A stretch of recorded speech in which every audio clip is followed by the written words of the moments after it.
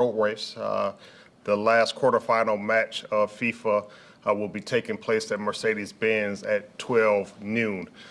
Paris Saint-Germain versus Bayern Munich will end out our last 6 games of FIFA Club World Cup.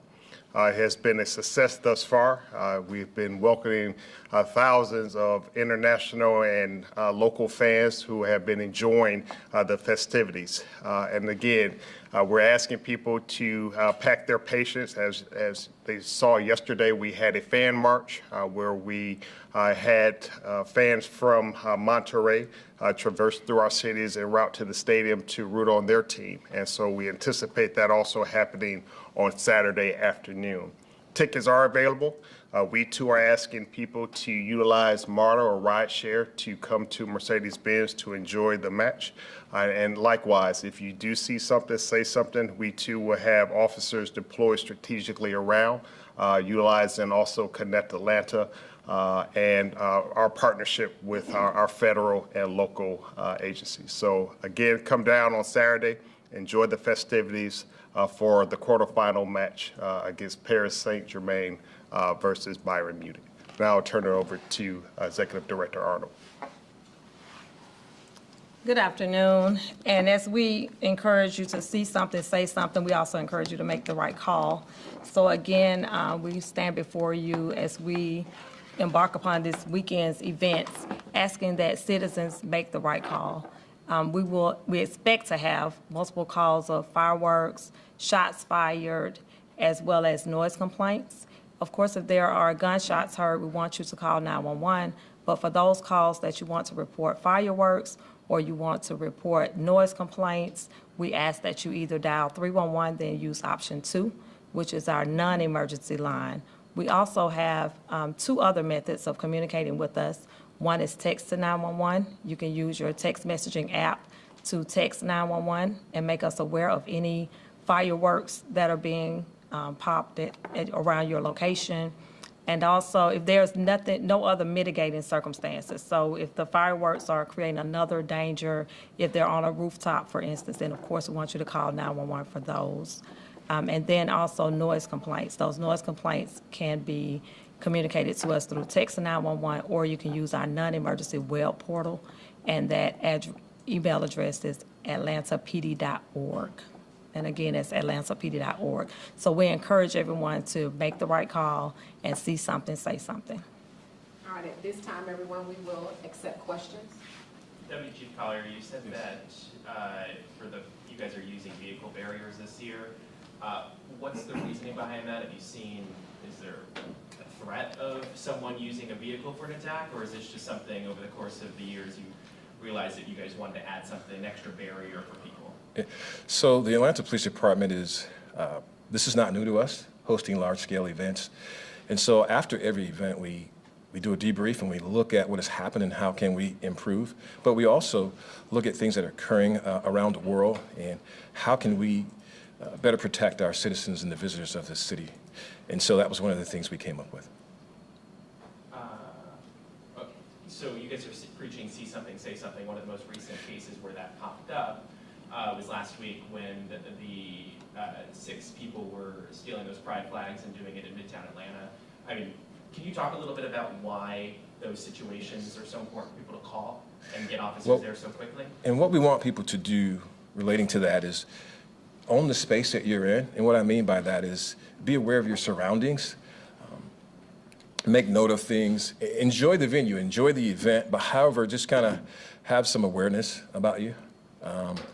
Notice things that are out of place. There may be a backpack or some type of package or something that's laying there and there's no one with it. Please give us a call so we can come and check it out. And that's extremely important. I know you mentioned additional cameras will be watching. Anything else that's changed from years past in terms of this event and just the July 4th weekend in general for safety purposes? There are some other things that we can't talk about, but yes, there are additional things that are in place.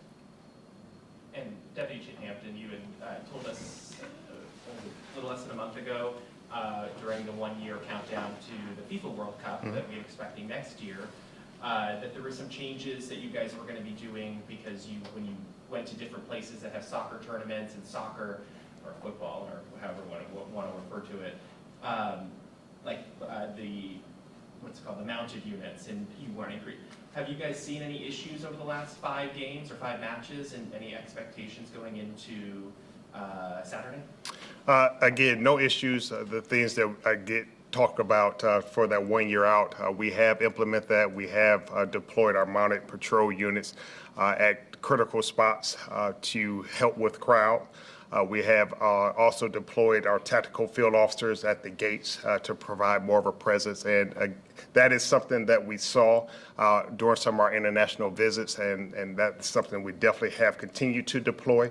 And we have received actually great comments for the patrons that are coming, that they feel safe, they see the police, and so we know we're on the right track. How have the last 5 matches gone for the police, from the police department side? It's been great. It has given us the opportunity to tweak our plans. We are fortunate to host this event. Other cities, their first time is going to be next summer. And so we have this opportunity to look at best practices, make sure that our plan is robust. And so again, we're excited that they are here. The teams are playing here. The fans are enjoying it. But again, it just gives us another opportunity to showcase what Atlanta has to offer. A nice dress rehearsal for you? It's not a rehearsal. I mean, it's live for us. It's real. But yes, it just makes us better prepared for next summer. Could you also talk about maybe like the police officers that you don't see, like having plainclothes officers in the crowd, that kind of a thing? Yeah, I mean, they're there. And so it's something that, we find that is necessary. It provides us eyes and ears on the ground, intermingling with the crowd. But like I said, the fans and the patrons that are coming to support, they are just passionate about their teams, are just ready to root their team for a win. But it is something that provides us with actionable intelligence to hear, see what's really going on, boots on the ground. All right, last question. Is this, just some numbers, to give a little bit of context, is this an all-hands-on-deck situation? Every street officer in the city is going to be on duty this weekend? Which days? What are the shifts? Are they 12-hour shifts as they've been in times past? Sure. So yes, we're moving to 12-hour shifts for the events. This allows us to have more officers present. We still have to maintain our calls for service. We still have to support the city during these events. And so going to 12-hour shifts does allow us to do that. So even though you have this, all of these things going on with large groups of people that you have to protect, the normal day-to-day routine operations won't be affected by that because of the scheduling and because you're going to have so many officers, or all officers, I guess, on duty? Just about everyone, yes, sir. And so you're absolutely right. As I stated earlier, we've been doing this for some time now, and so I don't want to say we've mastered it, but we do pretty well at hosting large-scale events. Sean, in light of last year's fire of Ohio, the big department fire because of fireworks, are you advising people to just be a lot more safe as far as how they implement fireworks? Absolutely. As we all know, fireworks can be extremely dangerous to not only the person that's shooting the fireworks, but to everyone else around them. It can destroy lives and property. And so we ask that everyone be responsible when it comes to fireworks.